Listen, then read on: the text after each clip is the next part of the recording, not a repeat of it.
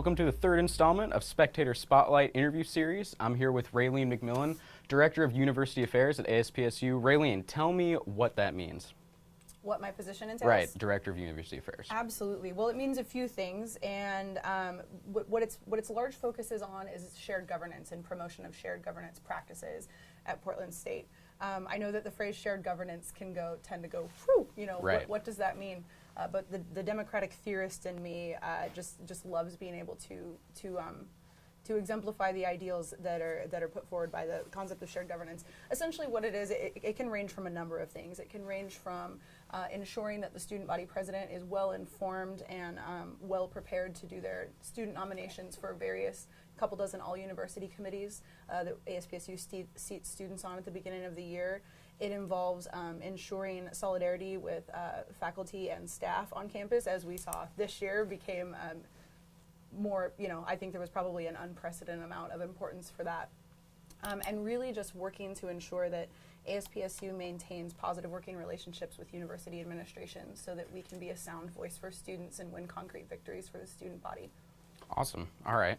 You're dealing with a boatload. On April 7th, after 30 hours of bargaining in the course of 2 days, a tentative agreement was reached between faculty and the administration. In your official statement, you explained that the terms of the tentative agreement largely reflect our priorities for a more student-centered PSU, kind of like what you were talking about. Can you elaborate on what these terms were? Absolutely, I can. And I would like to say it was actually 31 hours. 31 hours between 2 days. Okay. I'm just wow. playing around. No, yeah. It really was a solid 31 hours, though. I do have to commend both sides, both union leadership, their bargaining team, as well as the administration's bargaining team. Okay. For Stein, we were there till 6 a.m. Saturday night wow. or Sunday morning, depending yeah. on how you look at it. I really do have to commend both sides for sticking it out and coming to an agreement. So the concrete wins that Cameron Frank, my colleague, not APSU colleague, but student power colleague. PSUSU. Yes, hails from PSUSU and STAC as well. Him and I, and Eric Knoll actually joined us, the legislative director for APSU, joined us at the bargaining table for this last long marathon session. What we saw as concrete victories and what we had heard from students for almost a year now throughout these is that student priorities in this contract in these negotiations were things like stable and dedicated faculty, which is something imperative for students. Okay. And though the implications of the contract are really complicated, as it were, we saw significant increases in the percentage of fixed-term faculty that are going to be on multi-year contracts. Cool. Which is really going to start moving us away from this, we hope to see it, start moving us away from this trend towards, corporatized education, truthfully. We also saw a smaller victory than we had hoped for in terms of academic quality. The union had some really wonderful asks in a new article that they were proposing called academic quality that had not previously been a part of their contract. But it entailed things like caps on class size, caps on professor to student ratios and things like that. While we certainly didn't get a very high percentage of the stuff we wanted out of that article, what we did get was an enabled task force that will be championed and driven by the Faculty Senate next year. It will be a funded task force that students, faculty, staff, and administration are all going to be coming together and really putting their heads together at a table next year to start addressing some of these issues that PSU has seen beginning to trend. And really starting to take those down and better the academic experience and the campus experience at PSU. Is that task force at all related to the new Board of Trustees? That's completely different? No, but the task force is kind of an open, it'll be driven by the Faculty Senate. So the Faculty Senate, which is the elected, governing body, you're right, they are going to be driving that. And I have a lot of faith in the Faculty Senate. I attend their meetings every month. Their leadership this year has been fantastic. Their incoming leadership, the presiding officer, Bob Liebman, who actually also happened to serve on the AUP's bargaining team. Wonderful. He's professor of sociology here. I know that he and his fellow leadership are really going to do everything they can to ensure that that task force has teeth, as we put it, and is not just a table of folks getting together to chat about the problems and then move along with their day. This task force, is really going to make some changes. I think that's what I foresee. Awesome. The word tentative is thrown around a lot now, a tentative agreement. How tentative is this agreement really, and should students worry that something might fall through and this is going to start all over again? Well, that's a great question, Jake. So a tentative agreement is part of the legalese that comes with the the Public Employees Collective Bargaining Act, PECLA, Okay. right? There's a timeline for all of this stuff. Now, the unions, close to 1,300 members, have to ratify this contract before it is official. Nobody foresees problems with its ratification. And in fact, by the time, I don't know what y'all's timeline is for these interviews, but hopefully by this time this interview airs, it will have been ratified because those votes Awesome. are happening this week. And there will be an announcement tonight, which I know this, I don't know what the timeline for the interview, but today's Is April 16th for the record? right. Tonight at their celebration party, they'll be announcing the results of the ratification vote. Oh, It's a nice timeline, Okay. actually, because today was going to be, were a contract not reached, today would have been the first Right. day of a strike. right. So it's That's a perfect. day Yeah. for a celebration. Really capitalize of, on that. Yeah, a ratifiable contract. Why were students and faculty successful in these negotiations, and was it just a matter of holding out long enough, or what were your strategies? That's also a great question. I think that the success was largely due to the solidarity that we showcased, and the administration, the folks on the administration's bargaining team definitely spoke a ton with both Cameron and myself about how valuable and how imperative it is to have students at these tables. You know, moving forward, I'll be off in grad school, hopefully in some sunny location by the time the next round of bargaining starts, because they're only every 2 years. But if I need to, reach out to whoever ASPSU is sending to these bargaining tables, I'll do it and just stress to them the importance of that solidarity. Students and faculty aren't going to agree on everything all the time, but Right. when it comes to these contract negotiations, our interests align more often than not. So it's really, really important there. And I would, we've been told by both sides that students at the table keeps both sides honest. We've had leadership from both sides of the table tell us that. I think that the victory was the result of the administration really becoming aware and beginning to listen to the fact that there's a ton of unrest on this campus. That I don't think that they were aware of prior. In fact, President Vivell just recently acknowledged that to the Faculty Senate. Public, this is public information. It'll probably be, I'm not sure if their minutes from this last month's meeting are out yet, but folks are welcome to read them. He addressed, he said he regretted his previous, I'm paraphrasing him here, but like blind optimism in a sense, and he felt badly about that, and he said, again, I'm paraphrasing, but he said, gosh, I didn't realize that everybody was so upset. I realize it now, and now I'm listening. So, we'll see what happens with that. He also meandered over to the Student Senate that evening to surprise us with a visit. We had already adjourned, though, but a few of us that were still milling about chatted with him. And I think that, the contract victory is just the beginning of opening up a much wider conversation here at PSU. It's a huge victory, but it's hopefully just one of many that we're going to be winning, concrete victories for students, faculty, and staff here. And I think we've got the administration's ear right now. I think they're ready to work with us. I think they're ready to listen, and I'm really excited to see what folks are able to do carrying this momentum into next year. So you said students at the table holds everyone honest, administrators, faculty. Is that because we're the majority stakeholders? I would say so, yeah, definitely. Like I said, and that that's not coming from me. That's coming from folks on both the administrations and the unions' bargaining teams. They've said, keep having students here keeps both sides, not just necessarily. They use the word keeping us honest, but I think they also mean it's really just a reminder when you've got activated students sitting at that table with you. It's just a consistent reminder of why you're at this table in the first place, why you work here in the first place. And yes, we are definitely the primary. The consumer. Right. Oh gosh. I know, sometimes I steer clear. I'm constantly talking about how students are the primary stakeholders here at PSU, and I've been thinking a lot recently about maybe starting to steer clear of the word stakeholder. I mean it conceptually, right, but it really does kind of fall in line with that corporatization of higher education that we're seeing. This is a nationwide trend, and I have a firm belief that PSU can be the university that stands up and says, no. So maybe this is a part of that bigger conversation. In your statement, you said education is both a social good and a human right, and I couldn't agree more. What is ASPSU doing? What is anyone doing that you know of in the future to make education more accessible? That's a great question. Pardon me, and I'm so glad you asked it. That's one of my favorite things to talk about.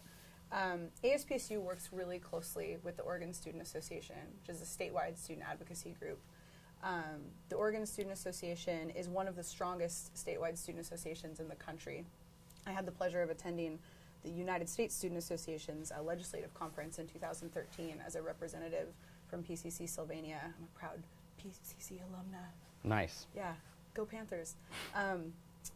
And all I heard from delegates from all over the country there was, oh, you're from Oregon, OSA is amazing. Oh, wow. Yeah, and it was just, it was a really fantastic experience because, you know, we tend to take things like that for granted sometimes. So some of the work that OSA does, and ASPSU, you know, engages in with OSA, and also, you know, there's some institution-specific work done as well.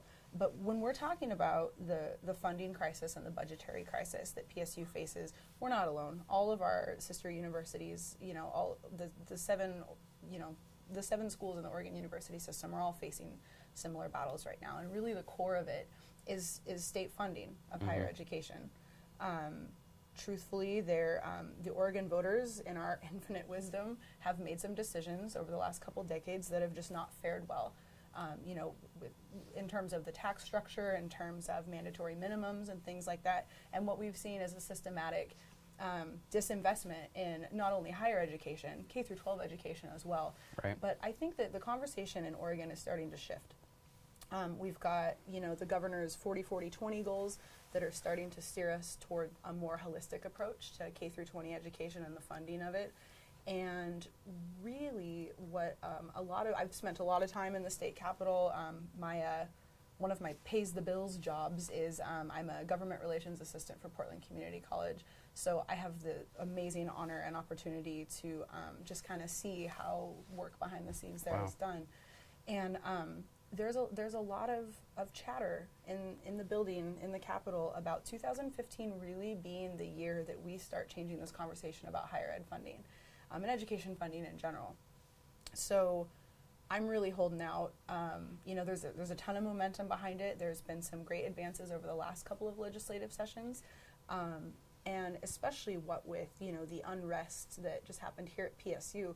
PSU is facing, you know, we've got a wonderful opportunity here to really unify as a campus and work with the legislature as an institution and in conjunction with our, you know, brothers and sisters at other Oregon universities and institutions to really push forward and kind of hold our legislators accountable to make sure that Oregon's budget reflects its priorities. And its priorities need to be publicly funded K through 20 education. Otherwise, Oregon's future is going to look quite dismal.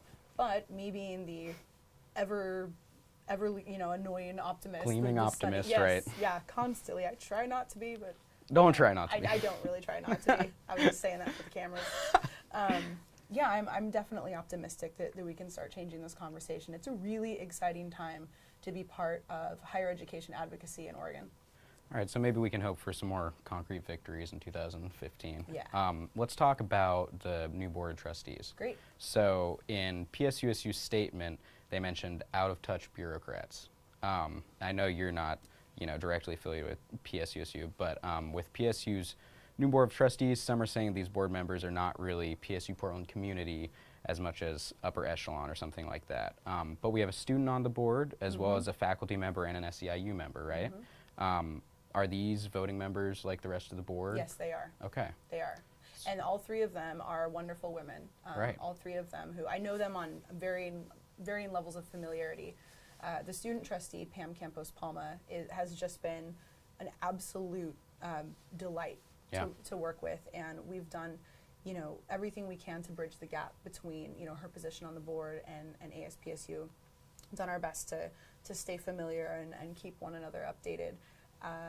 Eric Knoll, our legislative affairs director for ASPSU, also chairs the ASPSU Senate and came forward with a suggestion a couple of Senate meetings ago to make the student trustee an ex officio member of the Student Senate, which was just an absolute brilliant idea. I can't believe none of us thought about it prior, right? And the Student Senate voted overwhelmingly to do so, and, you know, Pam very was very happy to be, Right. seated at the table, and her input is just invaluable. The perspectives that she brings, not only to us when we talk with her, but the perspective she brings to the Board of Trustees table is great. I can't imagine a better, this is, I'm gonna make this like a commercial for Pam, but she's remarkable, and I watch her navigate her position on that board and balance, relationship building while being a strong voice for students, and she does it impeccably.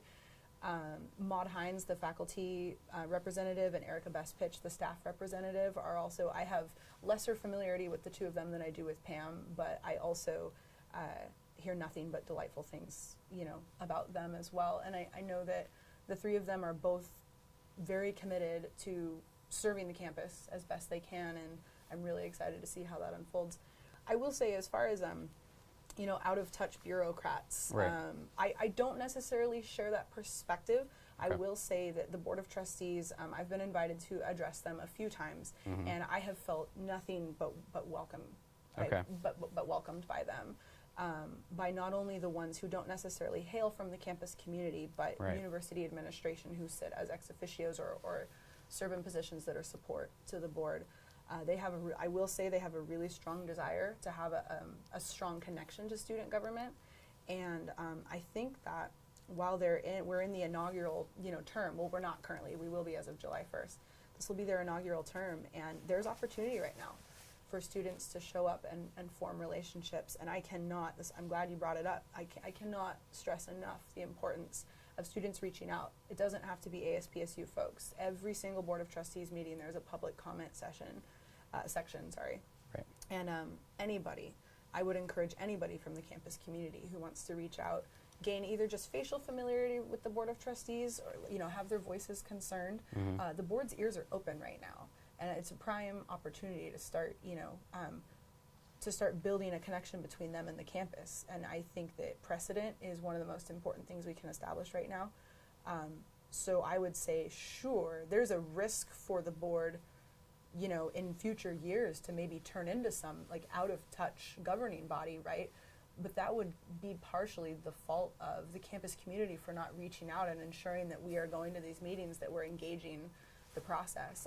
This is an entirely new governance structure at PSU, and I think that the campus community, students, faculty, and staff would all do really well to recognize that and to reach out as much as we can. So you said it might be the fault of the campus community for not reaching out if this I-board gets out of touch in the future with our community. But if some of these community members don't even necessarily hail from the campus community, do you think they accurately represent our campus? That's a tough question. I don't know how much I would want to, I think that it remains to be seen. I think that it's brand new. And I don't think that it would be the fault of the campus community. I guess Right. I should No. I should go ahead. Phrasing. Right, yeah. I think it would be partially, though. You Right. know, I think that communication is always at least a two-way street, if not Yeah. a multi-way street, right? And we've seen how important it is now for students to be at the table, like we were just talking about. Yeah, absolutely. So I think that, while it is easy to kind of say like, oh gosh, especially because, OSA actually supported and ASPSU supported, well, instead of making the sentence more complicated, OSA and ASPSU opposed the legislation in 2013 that created the Board of Trustees, Senate Bill 270. Right. For various reasons.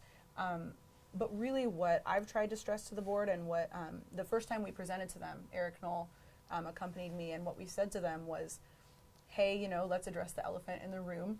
You're probably all aware that the Statewide Student Association and the student government here staunchly opposed the legislation that created this board, but what we're here today to tell you is that we want to move past that.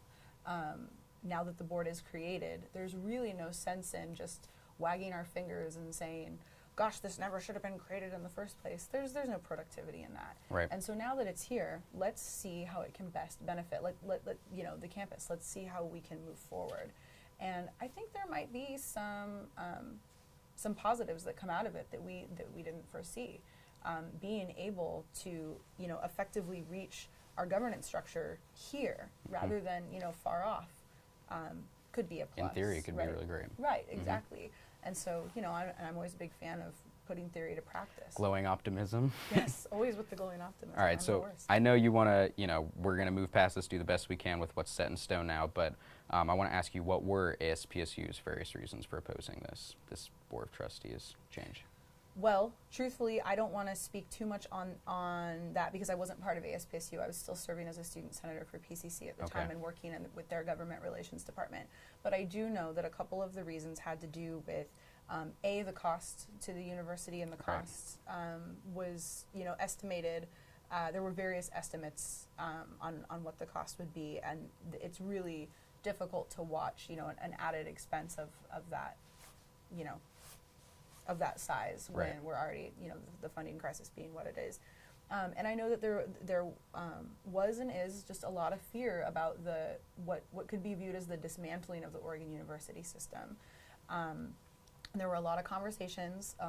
A lot of folks were politicized around this, and what resulted were some compromises in things like shared services still being maintained across the universities and whatnot. So, you know, some of the questions are tough to answer because this is all still unfolding. Right. I know that, but I think that my sentiment about, like, hey, it's established, it's here, the university's, you know, doing everything it can to start familiarizing the trustees with the university and the challenges that PSU faces and also the opportunities that PSU has in front of it right now. I think that sentiment is widely shared. Like, let's do the best we can right now. And I think that the best we can is pretty good. I think that you know, I think we can really move forward and establish, like I said, every time I've talked to the board, which has been 3 or 4 times now, I've felt very welcomed by all of them. I felt like they were actively listening, right? And I think that there's a wide desire from the trustees. I can't say one and all necessarily, but you know, the general feeling is they're desirous of familiarizing themselves with the campus and familiarizing themselves with best practices so that they can govern the university, you know, to the best of their ability. All right, so I think throughout this whole conversation, if there's one thing that's clear, it's that, you know, students need to be at the table. Yes. We are, whether you want to call us majority stakeholders, consumers, indentured servants to debt, you know, whatever. I've heard it all, but how can students get involved? You know, we've reached a tentative agreement, but what can we do to make sure that we really keep this shared governance? I'm really glad you asked me that. ASPSU is currently, like in the next week or so, kicking off its recruitment efforts for all university committee seats next year. Okay. All university committees range in topics and areas of governance. There are committees on things like campus safety, committees on curriculum changes, committees on the university budget. Also, I mean, there are, you know, 24 of these. They can be found on ASPSU's website. They can also be found on the Faculty Senate's website in the Faculty Governance Guide. Typically, what's been done, the AUC student representative system has, I wouldn't call it broken, but it's been a really solid struggle for folks that have had my position, my predecessors as university affairs directors in the past, and I last fall, have all really struggled to get students in these seats. But what we have found is that a lot of that had to do with the recruitment efforts not aligning with the faculty's recruitment efforts. These are committees of the Faculty Senate. These committees are not just ASPSU committees, and I think that was a common misconception that we're trying to alleviate right now. These are committees that contain administrators, faculty, staff, and there are seats reserved for students. We are doing our best to start nominations for the 2014-15 school year now, so that the recruitment efforts aren't happening over the summer like they have traditionally for years and years, when campus is kind of a ghost town and there's not that many folks here. And so we struggle to fill the seats, and then we're working on it into fall term. Well, meanwhile, as we move into fall term, these committees are already starting to meet. So then we've got to struggle with, you know, matching up student schedules to the committees and all of this stuff that could really just be avoided if ASPSU just changed its timeline for its recruitment structure. So it might sound like I'm being a little tangential here, but it's super important change that was made this year. So I would really encourage students to seek those positions out. We're going to start collecting applications for them, And one of the student body president this year, one of his last acts of office will be to do a series of nominations for those seats for next year, so we can get some students seated. Of course, making a ton of space for next year's administration to be able to put their own nominations on there as well. We're not looking to, you know, take up all the seats or anything like that, but that's one way. I think that, you know, just going back to the Board of Trustees thing, students showing up and signing up for the public comment section, I think is so imperative right now. I think the more students they hear from, the better. And you don't have to go, I think if I could say one thing to students who are feeling on the fence about going to talking to the Board of Trustees, just go say hi and introduce yourself in Just their your public presence. comment section. Yeah, exactly. Hello, hi, I'm a student. And you don't have to show up with a presentation. You know, this isn't a thing. You don't have to have a PowerPoint in hand. Show up and introduce yourself and say, you know, here's some of my concerns on campus. I look forward to, you know, watching you progress on, you know, this sorts of stuff. And I would say just plugging in general to ASPSU, student elections are coming up. Folks could run for office. There are a number of elected positions that award the opportunity to make significant change here, and there are a ton of ways to get connected. I'm happy to take 5 minutes with any student that's curious about how to customize their involvement here. Awesome. Well, you took a few more than 5 minutes with me, thankfully. Thank you so much Anytime, for Jake. coming. Rayleen Yeah. McMillan, ASPSU University Affairs Director. Next week, we've got a discussion with Wada Sofan, and he is co-founder of SUPER, Students United for Palestinian Equal Rights.